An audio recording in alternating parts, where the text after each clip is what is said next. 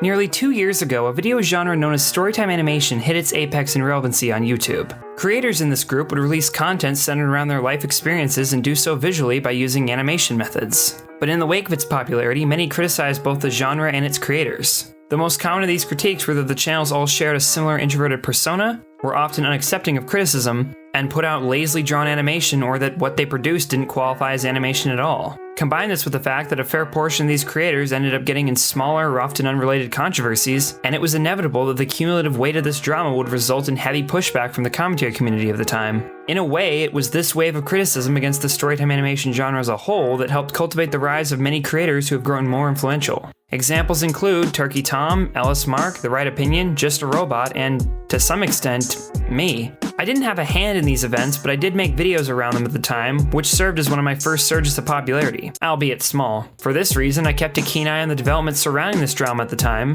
and at its core, the creator who saw the most backlash in this era was Spechie, or Spechie. But in all honesty, even as a person who watched it all unfold, I never truly understood why she was so hated. When watching through all the videos discussing her and her content, it becomes clear that Spechie was very negative in her videos and had a difficult time accepting criticism, on top of producing content that many saw as subpar when compared to other work she had done, showcasing to many that her limited animation wasn't done out of lack of skill, but rather out of laziness or apathy. For more information on her and the details surrounding the drama, I'd advise checking up on the videos made by these aforementioned creators, since this is in no way intended to be a full recap of her history. Although unlike most other controversial creators, Spechie's degraded reputation didn't boil down to one or a few major incidents, but rather the culmination of a series of smaller problems that made her unlikable to the general commentary crowd, and worsened by her inability to accept criticism. But in my opinion, the bandwagon of videos made against Spechie was largely influenced by the fact that the storytime animation genre as a whole was under fire. And since Spechie possessed many of its problems, she was used as an example to voice grievances with the community as a whole.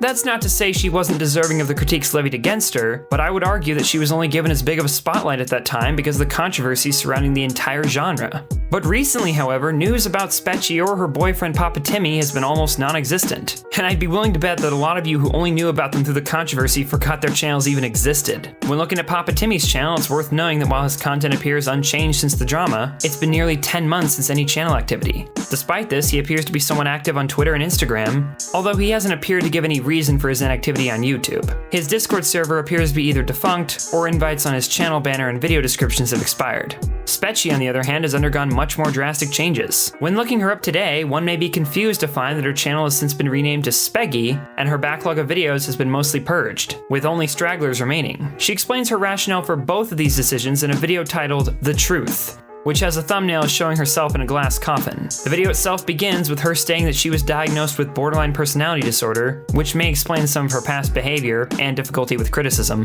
Borderline personality disorder, or BPD. I was recently diagnosed by my therapist with borderline personality disorder. She expresses some relief knowing this, saying that she's pretty happy that she discovers it's not her. So I'm pretty happy that I finally know that it's not me, it's my personality disorder.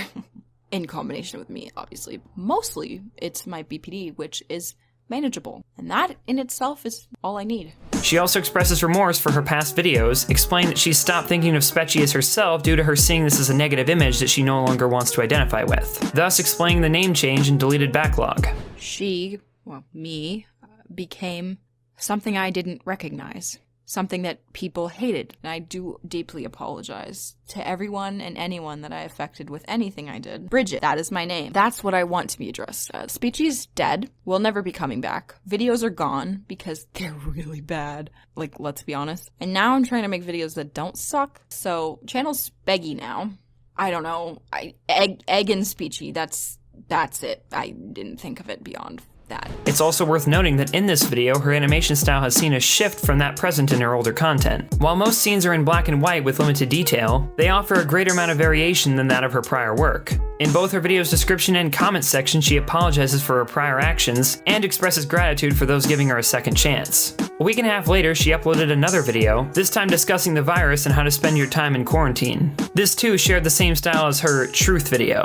Although as of this script, no more additional videos have been posted after nearly a month since her most recent upload. When examining her social blade, the channel's subscriber count has been on an almost constant decline since 2019, which hit its apex in January of 2020 at 5,000 subscribers lost that month. Her return to content production has appeared to have offset this decline, but not enough to bring her back into positive numbers, since in March, she still netted negative 1,000 subscribers, while in the following months she's doubled back to negative 2,000, though this was only in the latter half of April, while she was inactive. From this, it's unclear as to whether or not she will be able to reverse the damage at her current upload rate. It's also worth noting that she purged her content in 3 increments, with the third of which being in December of 2019, indicating that she may have been planning this for quite some time. One thing I personally think is interesting about this particular development is how little coverage these events have gotten. Aside from myself, only one channel has discussed Spechie, or I guess Spechie's return, and that video was, well, weird. This honestly just goes to show that while the internet may have a long memory in regards to drama,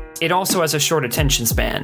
It's strange seeing someone who was, for a short time, one of the most controversial creators who most commentary channels flock to talk about in droves now be completely forgotten by that same crowd. Maybe that's for the best. But I think it's important to acknowledge the positive events in a person's life and career, not just argue over the negative. I know I'm sounding pretty gay here, but on a principle level, I think it's true. The point of criticism is to inspire change, but to me, I think it's only fair to congratulate someone who's gone to the links to listen to it and fix their faults. I don't know Spechie personally, and it's unclear exactly what she's been through in the past couple months, so whether this change is legitimate or not is uncertain. I can't say I know for sure, and I don't think anyone else can either. And even though the topic of storytime animators is long dead, so I can't blame anyone for not talking about it, let alone, noticing that she came back. Frankly, I also don't care too much since I personally never watched Spechie actively, and the whole controversy was honestly pretty boring. I still did watch it unfold, but it went nowhere. But I still think it's important that someone thank her for taking their critiques into account, since and I think everyone should admire someone who can admit their mistakes and attempt to improve. As I said, I always thought a lot of the stuff levied against her was pretty petty, but not necessarily wrong. And Spechie used to be closed off to even acknowledging what these arguments were. People should always be open to criticism, and while it's natural to not like it even if it's constructive, it's mature to listen and learn from it. I never made a video on Spechie specifically way back when, and I never thought I would, especially after the drama had long ended. It was oversaturated after all, but now that I'm apparently one of the only ones in the community that discussed her way back when who's noticed this return, let me just say, good job, Spechie. Or I guess, Speggy now. It's very mature of you to make changes to improve yourself and your content. And I hope you can rebuild your career if that's what you want to do, taking a different path this time, hopefully for the better.